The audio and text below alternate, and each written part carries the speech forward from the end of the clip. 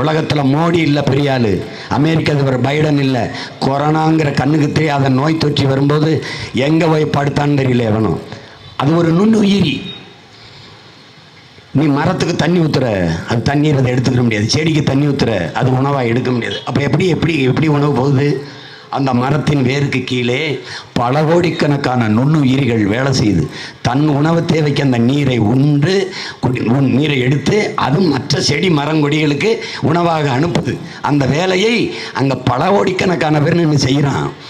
அவன் தலையில் நீ ரசாயன உரம் பாக்கம்பாஸ் 60 20 பொட்டாசியம் சல்பட்டு கருமம் கன்றாவி எல்லாத்தையும் கொட்டி கொண்டு வர. இதையெல்லாம் கற்களினாலும் கற்றுக்கொள்ளணும். படித்த பிள்ளைகள் தேடி படிக்கணும். அப்பா நம்மாழ்வாருடைய எல்லா புத்தகங்களையும் படிக்கணும். ஐயா நக்கீரன் அவர்கள் எழுத நீரெழுத்து படிக்கணும், எறும்பு படிக்கணும், பூச்சிகளை பற்றி எழுதுறதை படிக்கணும். எல்லாவற்றையுமே என் அன்பு தம்பி தங்கிகள் படிக்கணும். பூச்சியின் பயன் என்ன? பூச்சியின் பயன், பூச்சிக்கொல்லி மருந்துங்கிறீங்க, பூச்சியை மட்டும்தான் கொல்லுமா? பூச்சிக்கொல்லி மருந்து நீங்கள் குடிங்க செத்து போவீல்ல. அப்போ பூச்சிக்கொல்லி அல்ல, உயிர்கொல்லி நோய், உயிர்கொல்லி மருந்தது. எப்படியெல்லாம் சந்தைப்படுத்தி விற்றுருக்கான் பாருது. இந்த நாட்டில் ஒரு கலாச்சார படையெடுப்பு, பண்பாட்டு படையெடுப்புன்னு கொண்டிருக்கான். இந்த தெருவில் பார்க்குற எந்த மரமும் ஒரு பாரம்பரிய மரம் இல்லை. இவன் பூக்கும், காய்க்காது, கனி தராது, அதில் தேன் எடுக்க முடியாது, தேனீக்கள் கூடு கட்டாது. அங்கே பூக்காத காய்க்காத மரங்கள் பறவைகளுக்கு கனி தராது, பறவைகள் கூடு கட்டி வாழ முடியாது. அப்படின்னால் அது மரம் இல்லை. மரம் என்கிற பேரில் இருக்கிற ஒரு என்னத்த நச்சு நச்சு. அது பூக்கணும், காய்க்கணும், கனிகள் இருக்கணும், பறவைகளுக்கு உணவாக இருக்கணும். அப்போ பறவைகள் கூடு கட்டணும், பறவைகள் அதை தின்று போய் இந்த விதையை பூமி எங்கும் விதையின் தூதுவர்களாக போய் பரப்பணும். அப்போ தான் காடுகள் உருவாகும். காடுகள் மரங்கள் அடரும் போது மழைப்பொழிவை மரங்கள் தான் மேகத்தை அறுவடை செய்து பூமிக்கு மழையாக கொண்டு வருது. ஒரு கார் வெளியிடுகிற நச்சு புகையை கட்டுப்படுத்த 6 மரங்கள் தேவை, குறைஞ்சபட்சம் 6 மரங்கள். எத்தனை லட்சம் கார் ஓடுது, எவ்வளோ மரம் இருக்குது இந்த தெருவுலைன்னு ஒரு தடவை நீ பார்த்துக்க. இப்போ நீ சுவாசிக்கிறது காற்றை இல்லை, கந்தக துகள்களை. 100 பேர் மரணம் பட்டியலிடு, சர்வே பண்ணு. 100 பேர் மரணம், 90 பேர் புற்றுநோய். இப்படியே போனால் எப்படி? யார் இதுக்கு ஒரு முற்றுப்புள்ளி வைக்கிறது? யார் சரி செய்கிறது? கிளீன் இந்தியா இருந்ததா? நீ வெயில் அடிச்சா என்ன பண்ணுற? கொடை பிடிக்கிற. புவி வெப்பமாகுதுங்கிற, பருவநிலை மாறுதுங்கிற. பருவநிலை மாறிச்சா நீ மாற்றினியா? ஏன் மாறுது? புவி வெப்பமாகுது. ஏன் வெப்பமாகுது? உனக்கு வெப்பம், தலையில் சூடு, வெயில் அடிக்குது, என்ன பண்ணுற? கொடை பிடிக்கிற. அப்போ பூமி தாய்க்கு வெப்பம், என்ன பண்ணணும்? கொடை பிடிக்கணும். கொடை என்ன? மரம் வளர்க்கணும், அவ்வளோதான். ஆண்களும் தாயாக முடியுமா? ஆக முடியும். என்ன செய்யணும்? ஒரு மரக்கன்றை நட்டு வளர்க்கணும். சாதாரணமாக இருக்கு. ஒருத்தன் சொன்னான், காரை நிழலில் விட்டுட்டு வா, காரை மரத்தை நிழலில் விட்டு வா. அதுக்கு மயிராண்டி மரம் வளர்க்கணும். முதல்ல மரம் வளர்க்கணும். எல்லாருக்கும் நிழல் தேவைப்படுது, ஆனால் மரம் வளர்க்குறது இல்லை. இந்த 100 நாள் வேலை திட்டம்னு வச்சு இந்த காவாலி பையில் பேசிட்டு பாருங்க. 400 ரூபாயாக ஆக்குவோம், 150 நாளாக ஆக்கும். பிராயத்தை கரப்பில் ஏற்கனவே விவசாயத்தை விட்டு வெளியேறி 2 ஏக்கர் நிலத்தை ஒரே நாளில் அறுத்த சீமானின் அம்மா 1 ஏக்கர் நிலத்தை 1 வாரம் அறுக்கிறா. 1 வாரம். ஆள் இல்லை. கத்தரிக்காய் பறிக்க ஆள் இல்லை, தக்காளி பறிக்க ஆள் இல்லை. நிலம் தரிசாக கிடக்குது. தரிசாக கிடந்தா உனக்கு என்ன? விளைச்சல் வராது, வேளாண்மை வராது, அரிசி பருப்பு கடைக்கு வராது, சாவ. தக்காளி வாங்க முடியல. தக்காளி ஐயோ தக்காளி ஏறிடுச்சுன்னு தக்காளிக்கு கார்ட்டூனில் நம்மளால் படம் போடுறான், மீம்ஸில். தக்காளி ரெக்கையை கட்டிக்கிட்டு விண்வெளியில் பறக்குது. ஒருத்தன் 14 கோடி சம்பாரிச்சிட்டான் தக்காளி விட்டு. வெங்காயம் திடீர்னு வெங்காயம் வராது, திடீர்னு தக்காளி வராது. ஏன்?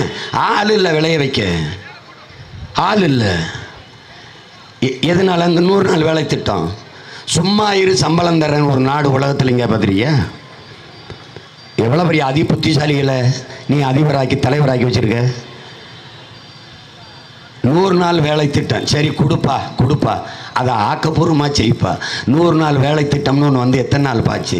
அந்த 100 நாள் வேலை திட்டத்தில் நீங்கள் நட்டு வச்சு வளர்த்த மரங்கள் எத்தனை சொல்லுப்பா? ஒரு 10 மரம் சொல்லுப்பா. சரிப்பா, தூர்வாரின ஏரி குளம் எத்தனை சொல்லுப்பா? சொல்லு. பாதை பழுதடைஞ்சிருந்தது, சீரமைச்சோம், இந்த சாலையை எடுத்துக்காட்டுப்பா. சும்மா இரு காசு தர்றோம். இது ஒரு நாடாடா? இது ஒரு நாடா? மனித அறிவாற்றல், மனித உடலாற்றல், உழைப்பில் ஈடுபடுத்தி உற்பத்தியை பெருக்குகிற நாடு தாண்டா வாழும் வளரும். இது சாதாரணடா, இது பேசிக்கடா, இதெல்லாம் பேசிக், இதெல்லாம் ஒரு அடிப்படை. சும்மா இருக்காது தரேன், நீ என்ன பண்ணுற? சும்மா இருக்க போயிடுற. இந்த வேலை உழைப்பின் தேவை அப்படியே இருக்குது. வட இந்தியன், பீகாரி, குஜராத்தி, உத்தரப்பிரதேசக்காரன் நிறைச்சிட்றான். நீ சும்மா இருக்க போயிட்ட. வேலை எப்படி சும்மா இருக்கும்? சென்ட்ரிங்க்கு, ரோடு போட, பெயிண்ட் அடிக்க, கொத்தனார் வேலைக்கு, தச்சு வேலைக்கு, எல்லா வேலைக்கும் ஆள் தேவைப்படுது. கார்மெண்ட்ஸில் வேலை செய்ய, ஜவுளி கடையில் வேலை செய்ய ஆள் தேவைப்படுது. நீ சும்மா இருக்க போயிட்ட. சும்மா அவன் வந்து நிறைச்சிட்டான் 1.5 கோடி. இன்னொரு 5 வருஷம் கூட மோடிக்கிட்ட 1.5 கோடி, 3 கோடி. நாங்கள் தான் பெரிய சாதி, தூக்கி போட்டு ஒரே மிதிச்சிருவேன். இப்போவே பூரா இடத்துல விலைப்பட்டியிலேருந்து எல்லாம் இந்தி. ஏன்னா இந்திக்காரன் வந்துட்டானா. இந்தி ஏற்கனவே இங்கிலாந்து இன்னொரு மாநிலமாக இருக்குது, எல்லாமே இங்கிலீஷு, தங்கிலீஷு. இப்போ அங்கே பாரு, மணி டாக்கீஸு, மணி தமிழ் எழுத்தில் இருக்குது, டாக்கீஸ் என்ன எழுத்தில் இருக்குது?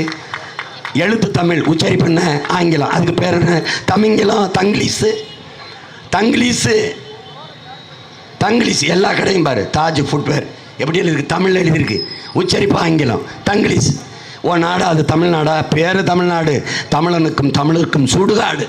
இதை மாற்றுவதற்குத்தான் உன் மகன் துடிக்கிறேன். உனக்கு புரியுதுன்னு நினைக்கிறேன். இப்போ இந்திக்காரன் 1.5 கோடி, 1.5 கோடி, 1.5 கோடி, திருப்பி 1.5 கோடி வந்தான்னா அவனுக்கு வேலை கொடுக்கறதுல பிரச்சனை இல்லை, இங்கே வாழ வைக்கிறதுல பிரச்சனை இல்லை. வாக்குரிமை, ஓட்டுரிமை கொடுத்துட்டீங்கன்னா இந்த நிலத்தின் அரசியலையும் அதிகாரத்தையும் அவன் தீர்மானிப்பான். சான்று சொல்லவா? சான்று. கோவை தெற்கு தொகுதியில் அம்மா வானதி சீனிவாசன் ஜெயிச்ச 20,000 வாக்கும் வட இந்தியன் போட்ட ஓட்டு. அவன் இந்த நிலத்தின் அரசியல் அவன் தீர்மானிப்பான். வழியே கிடையாது. இப்போவும் நீ துறைமுகம் பகுதியில் போ, சேட்டுகள் வாழ்கிற இடத்துல போய் இந்தியில் பேசி ஓட்டு கேட்குற நிலைமைக்கு வந்துட்டான் நம்மால் திராவிடன். இந்தியை எதிர்க்கிறேன்ட்டு எதாருமே சாத்மே ஓட்டுமே காராகன்னு பேசிட்டு கிடக்குறான். அவன் இருக்கானா இல்லையா சொல்லு?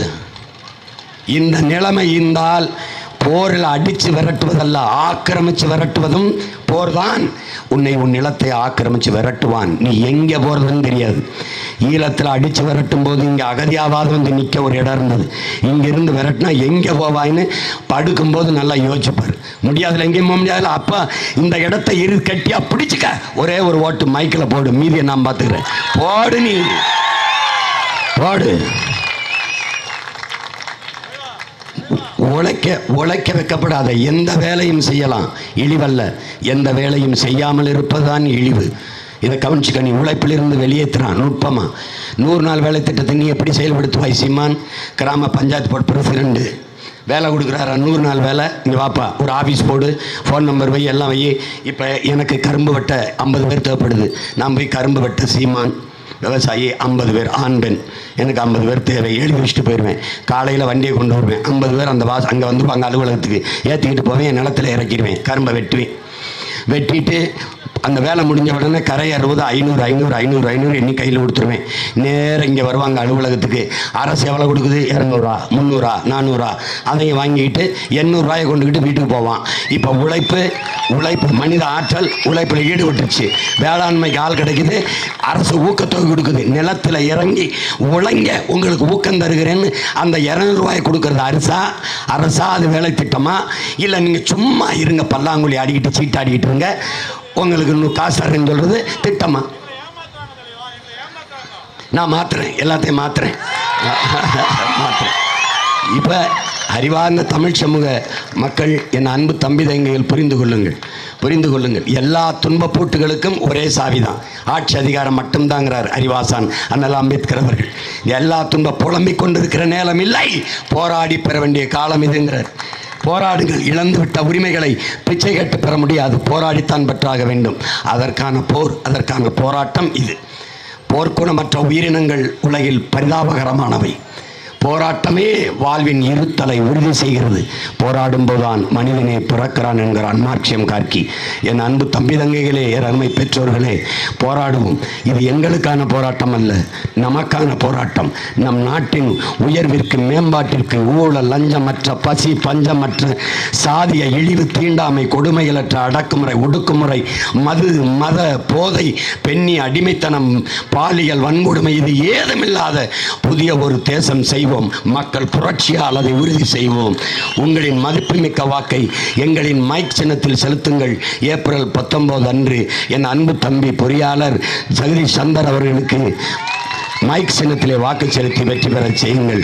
பொறியாளரை ஏன் பொறியாளர்களாக வேட்பாளராக நிறுத்தினாய்? பொறியாளரை வெளிப்படையாக அநீதிகளால் கட்டமைக்கப்பட்ட சமூகத்தை தகர்த்து புதியதொரு சமூகம் படைப்பதுதான் புரட்சி என்கிறான் பகத்சிங்.